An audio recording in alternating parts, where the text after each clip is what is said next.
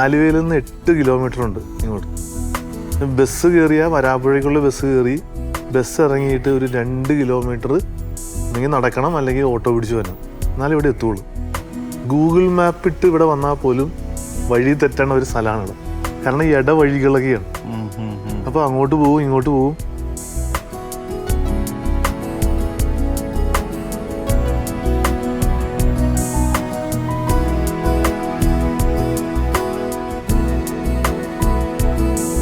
പക്ഷെ ഇവിടെ ആളുകൾ തേടി പിടിച്ച് ഈ സ്ഥലത്തേക്ക് വരുന്നുണ്ടെന്നുള്ളതാണ് ഈ സ്ഥലത്തിൻ്റെ പ്രത്യേകത. കേട്ടറിഞ്ഞ് പറഞ്ഞ് കേട്ട് അങ്ങനെ ആളുകൾ വരുന്നവരുണ്ട്. ഞാനിവിടെ കണ്ടിട്ടുണ്ട്, ഒത്തിരി പേര് അങ്ങനെ കണ്ടിട്ടുണ്ട്.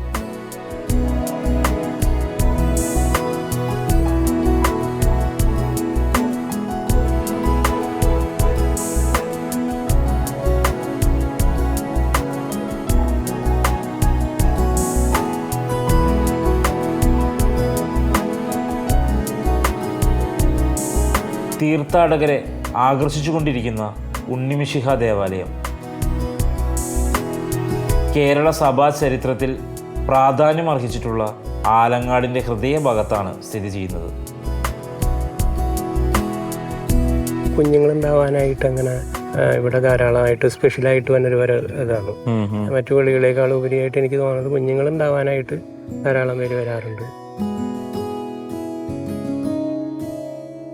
AD 1599 ഗോവൻ മെത്രാപ്പൊലീത്ത ആയിരുന്ന മെനസിസ് 13-ാം നൂറ്റാണ്ടിൽ സ്ഥാപിതമായ ആലങ്ങാട് പള്ളിയും ആലങ്ങാട് കുന്നിൽ സ്ഥാപിച്ച കുരിശും സന്ദർശിച്ചതും വണങ്ങിയതും അന്തോണിയോ ഗുവായ 1600 കാലഘട്ടത്തിൽ പ്രസിദ്ധീകരിച്ച തൻ്റെ ജൊർണാദോ എന്ന ഗ്രന്ഥത്തിൽ രേഖപ്പെടുത്തിയിട്ടുണ്ട്. ഈ പ്രദേശം ഒരു വനപ്രദേശമായിരുന്നു എന്നുള്ളതാണ് ഇവിടുത്തെ ചരിത്രം. ആ വനപ്രദേശത്ത് ഇവിടെ ഈ പ്രദേശത്തുള്ള പിഞ്ചു കുട്ടികൾ അവർ ഇവിടെ കന്നുകാലികളെ മേയ്ക്കുവാനും മറ്റും സ്ഥിരമായി വരുമായിരുന്നു. ആ കാലഘട്ടത്തിൽ ഇവിടെ ഒരു താപസൻ ഇവിടെ ജീവിച്ചിരുന്നു. അപ്പോൾ ഈ കുട്ടികൾ ഈ കന്നുകാലികളെ മേയ്ക്കുവാനായിട്ട് വരുമ്പോൾ അവർ വീട്ടിൽ നിന്ന് ഉണ്ടാക്കി കൊണ്ടുവരുന്ന ഈ അരി അടക്കമുള്ള ധാന്യങ്ങൾ വറുത്ത് പൊടിച്ച് ആ പൊടി ഒക്കെ ആയിട്ട് ഇവിടെ വരും. അപ്പോൾ ഈ താപസൻ ഈ കുട്ടികൾക്ക് ഈ വനപ്രദേശത്തുള്ള ഫലങ്ങളെല്ലാം കൂട്ടി കുഴച്ച് അതൊരു ഭക്ഷണ പദാർത്ഥമായിട്ട് ഈ കുട്ടികൾക്ക് കൊടുക്കുക സ്ഥിരമായിരുന്നു. അങ്ങനെ ഈ കുട്ടികളും ഈ താപസനുമായിട്ട് വലിയ അടുപ്പത്തിലും സ്നേഹത്തിലുമൊക്കെ ആയിരുന്നു. അതിനുശേഷം ഇദ്ദേഹം മരിച്ചു കഴിഞ്ഞപ്പോൾ അദ്ദേഹത്തിൻ്റെ ഒരു അന്ത്യ അഭിലാഷത്തോടു കൂടി തന്നെ അദ്ദേഹത്തിൻ്റെ മൃതശരീരം ഇവിടെ തന്നെ സംസ്കരിക്കുകയാണ് ഉണ്ടായതെന്നാണ് എൻ്റെ ചരിത്രം പറയുന്നത്. അപ്പോൾ ആ താപസൻ്റെ മൃതശരീരം ഇവിടെ സംസ്കരിച്ച അതേ സ്ഥലത്ത് എന്നും ഈ കുട്ടികൾ വന്ന് ആ താപസന് വേണ്ടി പ്രാർത്ഥിക്കാറുണ്ടായിരുന്നു എന്നാണ്. അങ്ങനെ ഒരു ദിവസം ഈ കുട്ടികൾ ആ സംസ്കരിച്ച സ്ഥലത്ത് ഒരു രൂപം പ്രത്യക്ഷപ്പെട്ടതായിട്ട് അവർ കാണുകയാണ്. അത് ഉണ്ണീശോയുടെ രൂപമായിരുന്നു. അത് കുട്ടികളിൽ വലിയ ഒരു അത്ഭുതം രൂപപ്പെടുത്തുകയും അതിനുശേഷം ഈ കുട്ടികൾ അവരുടെ വീടുകളിൽ ചെന്ന് പറഞ്ഞ് വീട്ടുകാർ ഇവിടെ തൊട്ടടുത്തുള്ള ആലങ്ങാട് പള്ളിയിൽ അവിടുത്തെ വികാരി അച്ഛനെ അറിയിക്കുകയും അച്ഛൻ ഇവിടെ വന്ന് ഈ ഉണ്ണീശോയുടെ രൂപം കാണുകയും അത് ഇവിടെ ഒരു വനപ്രദേശമായതിനാൽ ആ ഉണ്ണീശോയുടെ രൂപം ആലങ്ങാട് പള്ളിയിൽ സ്ഥാപിച്ച് പ്രാർത്ഥിക്കാനും ഒക്കെ തുടങ്ങി.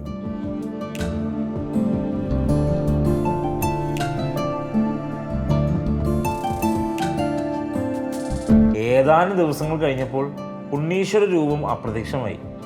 വികാരിയും ജനങ്ങളും ഭയചകിതരും അസ്വസ്ഥരുമായി. രൂപം മോഷ്ടിക്കപ്പെട്ടു എന്ന വാർത്ത നാട്ടിൽ പ്രചരിച്ചു.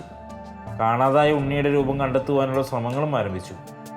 ഇതിനിടയിൽ കുന്നിലെ പഴയ കപ്പേളയിൽ രൂപം കണ്ടെത്തിയ സ്ഥാനത്ത് ഉണ്ണീശ്വരുടെ കാണാതായ രൂപം ഇരിക്കുന്നത് കാണുകയും വികാരിയച്ഛനെ വിവരം അറിയിക്കുകയും ചെയ്തു. ഈ സംഭവത്തിൽ എന്തോ ദിവ്യാത്ഭുതമുണ്ടെന്ന് ബോധ്യപ്പെട്ട ആലങ്ങാട് വികാരി വിവരം മെത്രാൻ അറിയിച്ചു.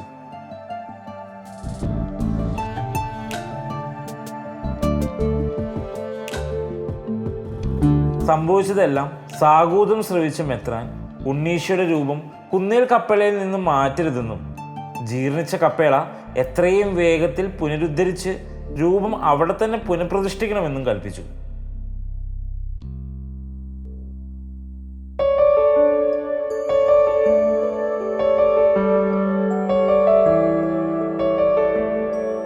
അങ്ങനെ 19-ാം നൂറ്റാണ്ടിൻ്റെ ആദ്യ ദശകങ്ങളിൽ ആലങ്ങാട് കുന്നിലെ കപ്പേള ഒരിക്കൽ കൂടി പുനരുദ്ധരിക്കപ്പെടുകയും ഉണ്ണീശോയുടെ രൂപം പുനഃപ്രതിഷ്ഠിക്കപ്പെടുകയും ചെയ്തു.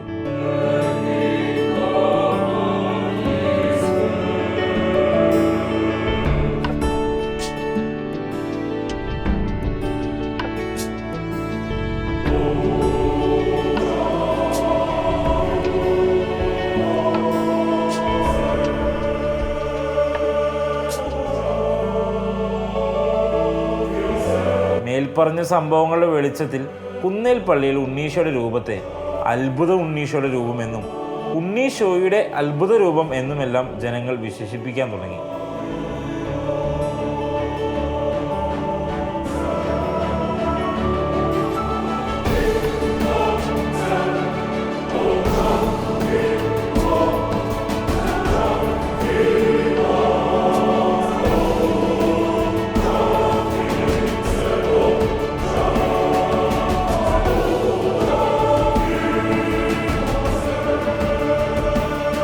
ഇത്രയും പഴയത് അല്ലെങ്കിൽ ഇത്രയും കൊല്ലത്തെ ചരിത്രം അതിൻ്റെയൊക്കെ എന്തെങ്കിലും അവശേഷിപ്പുകളോ അല്ലെങ്കിൽ ആ രൂപം നമ്മൾ കാണപ്പെട്ട അതേ രൂപം തന്നെയാണ് ഇപ്പോൾ ഈ നമ്മുടെ ഈ ഇരിക്കുന്ന പള്ളിയുടെ അൾത്താരയുടെ ഏറ്റവും മുകളിലിരിക്കുന്ന രൂപം ഇവിടെ കാണപ്പെട്ട ആ രൂപം തന്നെയാണ്. 10 വർഷമായല്ലോ ഇവിടെ പേരിട്ട്. കുറെ ആൾക്കാരെയും കാണുന്നുണ്ട്. എന്തിനു വേണ്ടിയുള്ള ആൾക്കാരെ കൂടുതലും ഇവിടെ വരാറുള്ളത്? അവരവരുടെ ആവശ്യങ്ങൾ ഉന്നയിച്ചിട്ട് ഇവിടെ അധികം വരാറ്. അതായത് ഓരോ അപേക്ഷകളായിട്ടാണ് ഞാൻ അധികം കണ്ടേക്കണം. അങ്ങനെ ജനങ്ങളെ അധികം അവർക്ക് രോഗങ്ങൾ മാറി കിട്ടാൻ, അല്ലെങ്കിൽ വിവാഹം നടക്കാനായിട്ട്, അല്ലെങ്കിൽ സാമ്പത്തിക ബുദ്ധിമുട്ടുകൾ മാറി കിട്ടാൻ, ഗൾഫിലേക്ക് പോകാൻ, ജോലി കിട്ടാൻ, ഇങ്ങനെ പല പല അവരവരുടെ ആവശ്യങ്ങളായിട്ടാണ് ഇവിടെ ഉണ്ണീശോനെ സമീപിക്കാൻ അധികം പേരും ഞാൻ കണ്ടേക്കണത്. അങ്ങനെ ധാരാളം ആളുകളെ കണ്ടിട്ടുണ്ട്. അതിൽ കൂടുതൽ എങ്ങനെയായിരിക്കും ഈ കുഞ്ഞുങ്ങളുണ്ടാവാനായിട്ട് അങ്ങനെ ഇവിടെ ധാരാളമായിട്ട് സ്പെഷ്യലായിട്ട് വന്നൊരു ഇതാണ്. മറ്റു പള്ളികളേക്കാൾ ഉപരിയായിട്ട് എനിക്ക് തോന്നുന്നത് കുഞ്ഞുങ്ങളുണ്ടാവാനായിട്ട് ധാരാളം പേര് വരാറുണ്ട്.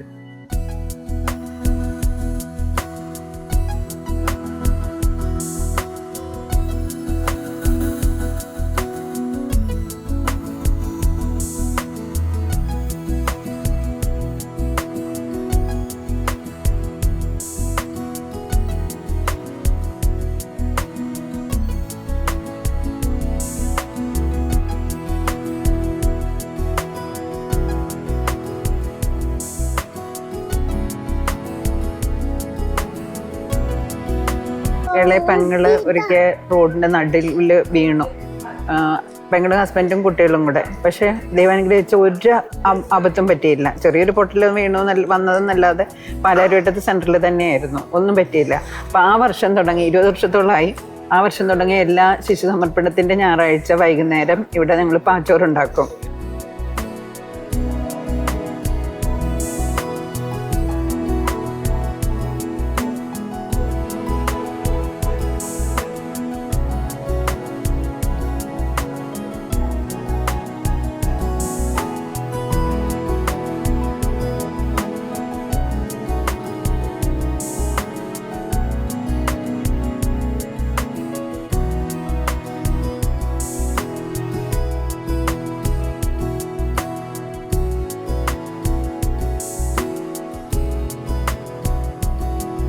മക്കളില്ലാത്തവര് ഇവിടുന്ന് ഉടുപ്പ് വാങ്ങിച്ചു കൊണ്ടുപോയി വീട്ടിൽ കൊണ്ടുപോയി വെച്ച് പ്രാർത്ഥിക്കും. എന്നിട്ട് കുട്ടി ഉണ്ടായി കഴിയുമ്പോൾ വേറൊരു ഉടുപ്പ് കൊണ്ടു ഉണ്ണിശോയ്ക്ക് കൊടുക്കും. പിന്നെ ഉണ്ണിയും പാളയെന്ന് പറഞ്ഞ നേർച്ചയും മക്കളില്ലാത്തവർക്ക് വേണ്ടി പ്രത്യേകം ചെയ്യണ നേർച്ചയും. ഇത് രണ്ടുപേരും ഉണ്ടെങ്കിൽ രണ്ടുപേരും കൂടി അവിടെ ഇരിക്കുന്ന ആ ഉണ്ണീനെ തൊട്ടിപ്പടെ കയ്യിലെടുത്ത് വെച്ച് അവര് പ്രാർത്ഥിക്കും. ഇവിടെ തന്നെ എല്ലാവരും തന്നെ പ്രാർത്ഥിച്ച് അടുത്ത വർഷം കുട്ടികളായിട്ടാണ് വരണത്. കൂടുതലും ടിൻസ് ആയിരിക്കും.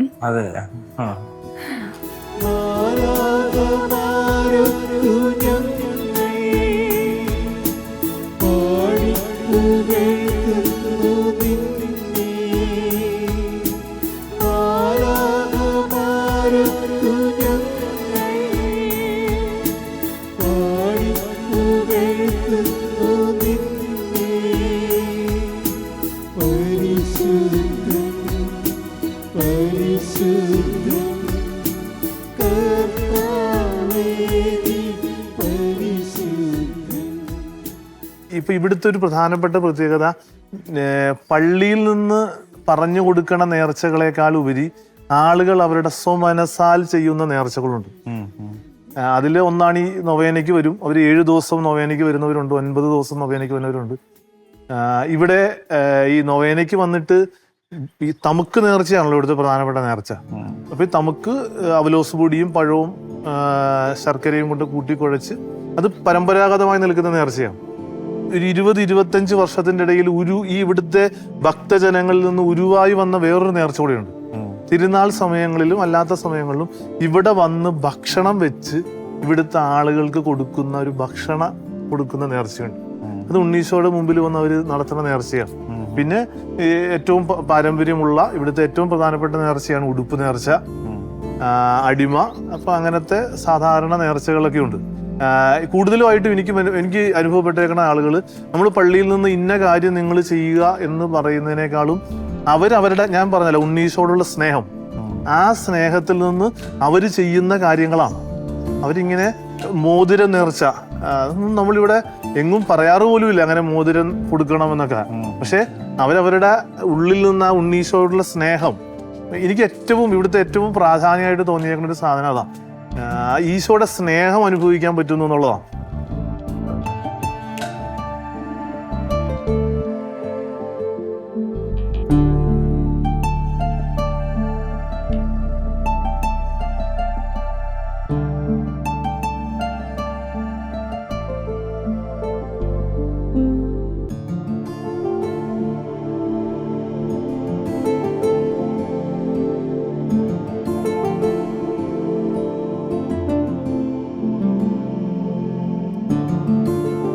അപ്പോൾ ഈ താപസൻ ഇങ്ങനെ ഈ കുട്ടികൾക്ക് ഈ ധാന്യം കുഴച്ച് അല്ലെങ്കിൽ അവർ കൊണ്ടുവരുന്ന ഈ ധാന്യങ്ങൾ, പൊടികൾ, ഈ ഫലങ്ങളും കൂട്ടി കുഴച്ച് കൊടുക്കുന്നതിൻ്റെ ഒരു പിന്തുടർച്ച എന്നുള്ള നിലയിൽ ഇവിടെ വരുന്ന തീർത്ഥാടകർ അത് ഒരു നേർച്ച ഭക്ഷണമായിട്ട് കരുതിയിരുന്നു.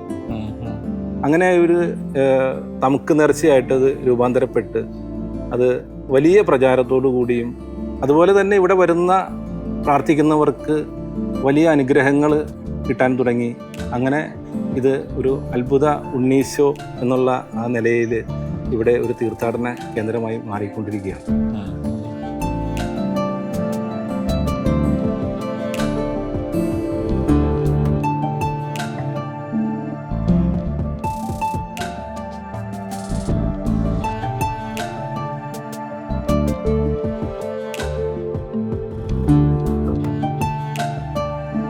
നൊവേന വെള്ളിയാഴ്ചകളിലാണ്.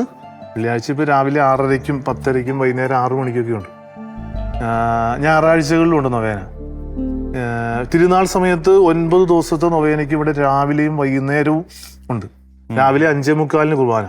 അപ്പോൾ 5:45 കുർബാനയ്ക്ക് ഒരു 700-ന് താഴെ ജനങ്ങളുണ്ടാവും, 600-ന് മുകളിൽ.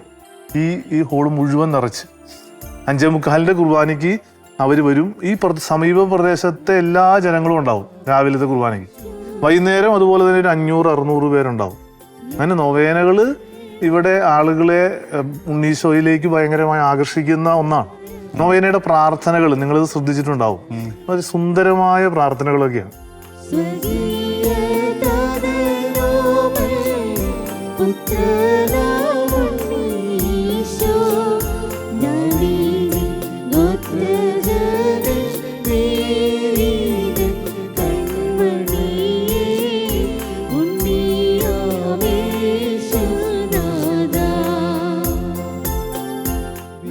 ഒരു കൊച്ചിനെയും കൊണ്ട് ഒരു അമ്മ അവിടെ വന്ന് ഈ മേലൊക്കെ തൊലി പൊളിയണ, ശരീരം മുഴുവൻ തൊലി പൊളിയണ അവസ്ഥയിലുണ്ടായിരുന്നു. അപ്പോൾ ഈ കിണറിലെ വെള്ളം എടുത്ത് അതിനെ കുളിപ്പിച്ച് കഴിഞ്ഞാൽ മാറുമെന്ന് അവരുടെ വിശ്വാസം. അങ്ങനെ വന്ന അത് ചെയ്ത് അവർക്കത് കുറവുണ്ടായതായിട്ടൊരു അനുഭവം എനിക്കറിയാം. പിന്നെ എൻ്റെ ഒരു അനുഭവം തന്നെയെന്ന് പറഞ്ഞാൽ എനിക്ക് കണ്ണിന് കാഴ്ച കുറവുണ്ടായിരുന്നു. എനിക്ക് പുസ്തകങ്ങളൊന്നും വായിക്കാൻ പറ്റില്ലായിരുന്നു. അതിവിടെ അന്ന് ഒരു വികാരി അച്ഛനായിരിക്കുന്ന സമയത്ത്, അതായത് താമരവളി അച്ഛൻ ആയിരിക്കുന്ന സമയത്ത് അച്ഛന് ചുമ സ്ഥിരം ഉണ്ടായിരുന്നു. ആ അച്ഛന് ചുമ മാറാനും എൻ്റെ ഇത് മാറാനും വേണ്ടി അച്ഛൻ ഈ കിണറിൽ നിന്ന് വെള്ളം എടുക്കാൻ പറയും. എല്ലാ ദിവസവും ഞാൻ രാവിലെ ഒരു കുപ്പി വെള്ളം എടുക്കും, അച്ഛനും കൊടുക്കും, ഞാനും കഴിക്കുമായിരുന്നു. അത് ഒരു 7 വെള്ളിയാഴ്ച നൊവേന, അങ്ങനെ 9 വെള്ളിയാഴ്ച നോവേന അങ്ങനെ ഞങ്ങൾ നിയോഗം വെച്ചാണ് ഞാൻ ചെയ്തത്. ഞാനൊരു 7 വെള്ളിയാഴ്ച ആയപ്പോഴേക്കും എൻ്റെ കണ്ണ് ഒരു ക്ലിയറായി. കണ്ണ് കംപ്ലൈൻ്റ് ആവാനുള്ളൊരു കാരണമുണ്ട്. ഞാൻ പ്ലംബിങ് വർക്ക് ചെയ്യും. അപ്പോൾ ഈ വൈറ്റ് സിമെൻ്റ് അടിച്ച സ്ഥലത്ത് ഞാൻ കുറേ ഇങ്ങനെ ക്ലാമ്പ് ചെയ്യുന്ന സമയത്താണ്, അത് കഴിഞ്ഞിട്ടാണ് എൻ്റെ കണ്ണിന് കംപ്ലൈൻറ്റ് വന്നത്. അത് ഡോക്ടറെ കണ്ട് ഒരു 4-5 മാസത്തോളം ഞാൻ പല സ്ഥലത്തൊക്കെ പോയി, അതൊന്നും ശരിയായില്ല. എൻ്റെ തൊട്ടടുത്ത് വന്നാൽ പോലും എനിക്ക് ആളെ മനസ്സിലാവാത്തൊരവസ്ഥയായിരുന്നത്. അത് കഴിഞ്ഞ് അങ്ങനെ തന്നെ ഒരു 6 മാസത്തിനുള്ളിലാണ് പിന്നെ ഇങ്ങനെ ഈ അച്ഛൻ വരെയും ഇങ്ങനെ ഒരു സംഭവം ഉണ്ടാവുകയൊക്കെ ചെയ്തപ്പോൾ ഓട്ടോമാറ്റിക്കലി എനിക്കങ്ങനെ കിട്ടി. ഒരു 7 വെള്ളിയാഴ്ച കഴിഞ്ഞപ്പോഴേക്കും എനിക്ക് കറക്റ്റ് ഇപ്പോഴത്തെ അവസ്ഥ എനിക്ക് കാണാൻ പറ്റിയിട്ടുണ്ട്.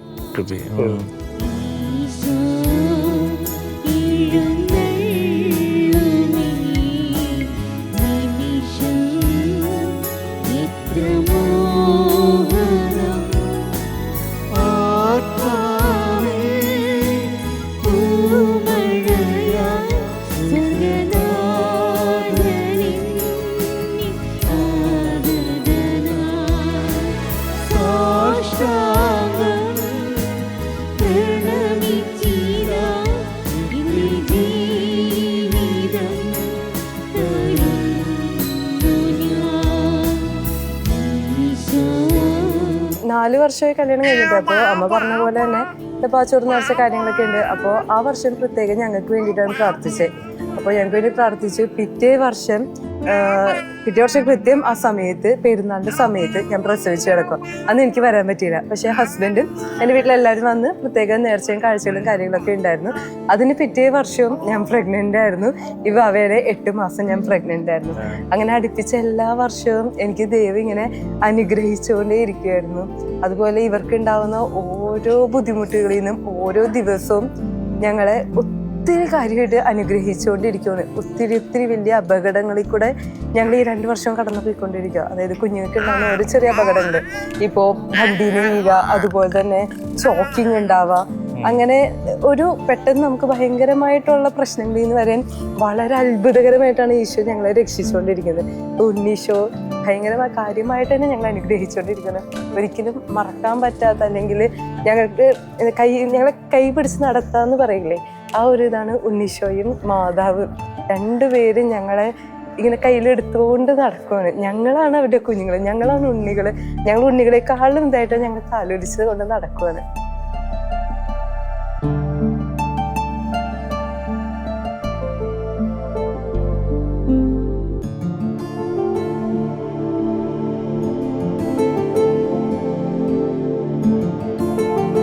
എൻ്റെ ഭർത്താവ് മരിച്ചിട്ട് 9 കൊല്ലമായി.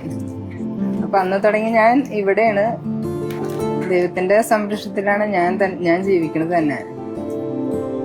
അപ്പം അങ്ങനെ എനിക്ക് ഉണ്ണീശോ എന്ന് പറഞ്ഞ എല്ലാ കാര്യവും, എനിക്ക് 2 ആൺപിള്ളേരാണ്. ഭർത്താവ് മരിച്ചു പിന്നെ ഞാൻ ഉണ്ണീശോയ്ക്ക് സമർപ്പിച്ചാണ് ജീവിക്കുന്നത് തന്നെ. എനിക്കിതുവരെ ഒന്നിനും ഒരു കുറവുണ്ടായിട്ടില്ല. ഉണ്ണീശോ എല്ലാ അനുഗ്രഹങ്ങളും എനിക്ക് തരുന്നുണ്ട്. മക്കളെയൊക്കെ ഒരുപാട് ആപത്തിൽ നിന്നും അപകടങ്ങളിൽ നിന്നൊക്കെ രക്ഷിച്ചിട്ടുണ്ട്. മോനൊരു വലിയ ആക്സിഡന്റ് ഉണ്ടായിരുന്നു മോനും. എന്നിട്ട് ഒന്നും പറ്റിയില്ല. ശരിക്കും അവിടെ ഇവിടെയൊക്കെ ഒന്നും പോരില്ല. ഹസ്ബൻഡ് കൂടെ ഉണ്ടായ കൊച്ചെറുക്കന് ഒരുപാട് കാശൊക്കെ ചെലവാക്കി ഓപ്പറേഷനൊക്കെ ഉണ്ടായിരുന്നു. അപ്പൊ ജീപ്പിന് വന്നപ്പോ തന്നെ ആൾക്കാർ ചോദിച്ചു, മോൻ ആ കൂടെ ഉണ്ടായ ചെക്കൻ എന്ത് അത് തട്ടിപ്പോയെന്ന് ചോദിച്ചു.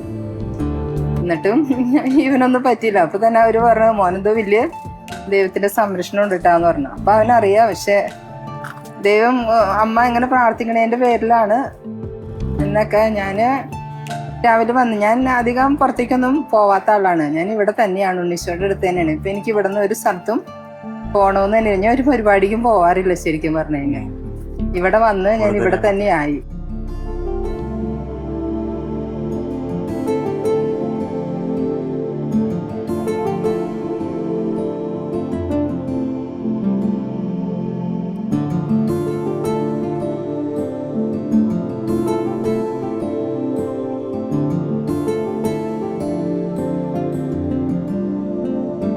എല്ലാ വർഷവും 3 നോമ്പ് കഴിഞ്ഞു വരുന്ന വ്യാഴാഴ്ചയാണ് ഇവിടെ തിരുനാളായിട്ട് ആഘോഷിക്കുക.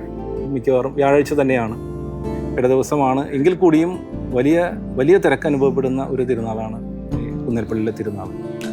ആ തിരുനാൾ വലിയ തിരുനാളിനും 8-ാം പെരുന്നാളിനും ഇടയ്ക്കുള്ള ഞായറാഴ്ച ശിശു സമർപ്പണമായിട്ട് ഇവിടെ നടത്തി വരുന്നു. ഒട്ടനവധി കുട്ടികളെ ഈ ശിശുസമർപ്പണത്തിനായിട്ട് ഇവിടെ രക്ഷകർത്താക്കൾ കൊണ്ടുവരാറുണ്ട്.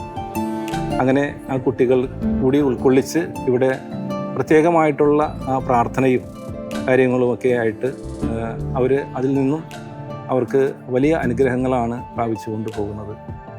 പിന്നെ തിരുനാളിനുള്ളൊരു മറ്റൊരു പ്രത്യേകത, ഇപ്പോൾ ഇവിടെ തിരുനാളിനോട് അനുബന്ധിച്ചുള്ള ദിവസങ്ങളിലെല്ലാം ഇവിടെ നേർച്ച ഭക്ഷണമുണ്ട്. ഇതും ഈ താപസൻ അന്ന് ആ ഒരു ഭക്ഷണം കുട്ടികൾക്ക് കൊടുത്തതിൽ നിന്നുള്ള രൂപപ്പെട്ടു വന്നിട്ടുള്ള ഒരു മാറ്റമാണ് എന്നുള്ള തരത്തിൽ തന്നെയാണ് ഇവിടെ ഒരുപാട് ആളുകൾ, നാനാജാതി മതസ്ഥരായിട്ടുള്ള ആളുകൾ തന്നെ ഈ ഭക്ഷണം ഇവിടെ വന്ന് ചോറ് വിളമ്പി അല്ലെങ്കിൽ കഞ്ഞി വെച്ച് അല്ലെങ്കിൽ മറ്റ് പലതരത്തിലുള്ള ഭക്ഷണങ്ങൾ ഇവിടെ വന്നു പോകുന്ന തീർത്ഥാടകർക്ക് മുഴുവൻ പേർക്കും ലഭിക്കുന്ന തരത്തിൽ ഇവിടെ തന്നെ തയ്യാറാക്കി കൊടുക്കുന്നുണ്ട്.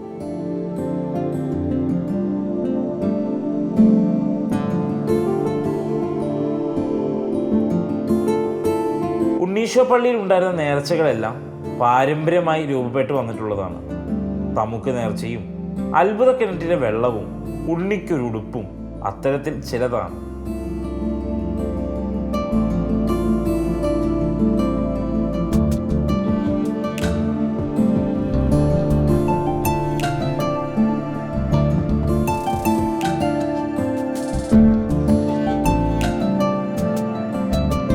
മക്കളില്ലാത്ത ദമ്പതികൾ, വിവാഹം നടക്കാത്ത യുവതീ യുവാക്കൾ, പല വിധത്തിലുള്ള രോഗങ്ങളാൽ കഷ്ടപ്പെടുന്ന കുഞ്ഞുങ്ങൾ, അങ്ങനെ ഇവരെയൊക്കെ ആയിട്ടാണ് ഇവിടെ വരുന്നത്. പിന്നെ ഇവിടുത്തെ ഈ പള്ളിയുടെ ഒരു പ്രധാനപ്പെട്ട പ്രത്യേകത, ചിലപ്പം അവരുടെ മാതാപിതാക്കന്മാർ പ്രാർത്ഥിച്ച് ഉണ്ണീശോയുടെ മുമ്പിൽ ഒന്ന് പ്രാർത്ഥിച്ച് തമുക്ക് സമർപ്പിച്ച് ഉടുപ്പ് സമർപ്പിച്ചൊക്കെ ആയിരിക്കും അവർ ഈ പള്ളിയിലേക്ക് എത്തിയേക്കണത്. അങ്ങനെ കുഞ്ഞുങ്ങളുണ്ടായി, അവരുടെ മക്കൾ, അവരുടെ മക്കൾ, പേരക്കിടാങ്ങൾ, അങ്ങനെ ഒരു കുടുംബമായിട്ടാണ് വരുന്നത്. ഈ പഴയ ദേവാലയം ഉണ്ടല്ലോ, ഏറ്റവും മനോഹരമായ ഈ ഇവിടുത്തെ ഏറ്റവും മനോഹരമായ സ്ഥലമാണ്.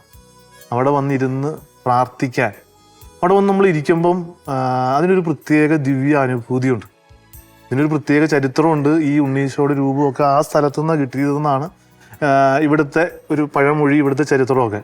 അപ്പോൾ ആ സ്ഥലത്തിന് ഇവിടെ ഒരു പ്രത്യേകതയുണ്ട്. ഇവിടെ വരുന്ന എല്ലാ ആളുകളോടും ഇപ്പോൾ ഇതൊരു ഓപ്പൺ ചർച്ചാണല്ലോ, ഈ ചർച്ചിലേക്ക് വന്നു കഴിയുമ്പോൾ അവർ ഇവിടെ ഇരുന്ന് പ്രാർത്ഥിക്കും. അപ്പോൾ ഞാൻ അവരോടൊക്കെ പറയും അത് പള്ളിയുടെ ഉള്ളിലേക്ക് കയറണം. ആ പള്ളിയുടെ ഉള്ളിലൊരു പ്രത്യേകതയുണ്ട്. അങ്ങനെ ഈ ഈശോയുടെ സ്നേഹം ഉണ്ടല്ലോ, ആ സ്നേഹം നമുക്ക് ഭയങ്കരമായി അനുഭവപ്പെടുന്ന ഒരു സ്ഥലമാണ്.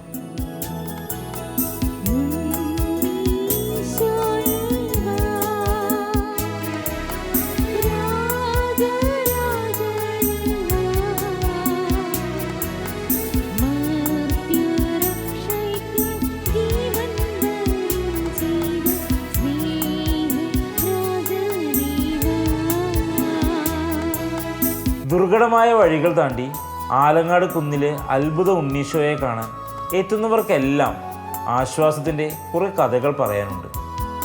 ഉണ്ണീശോയെ തൊട്ടു വണങ്ങി തിരിച്ചു പോയവരെല്ലാം വീണ്ടും വീണ്ടും ഇവിടേക്ക് ആകർഷിക്കപ്പെടുന്നു.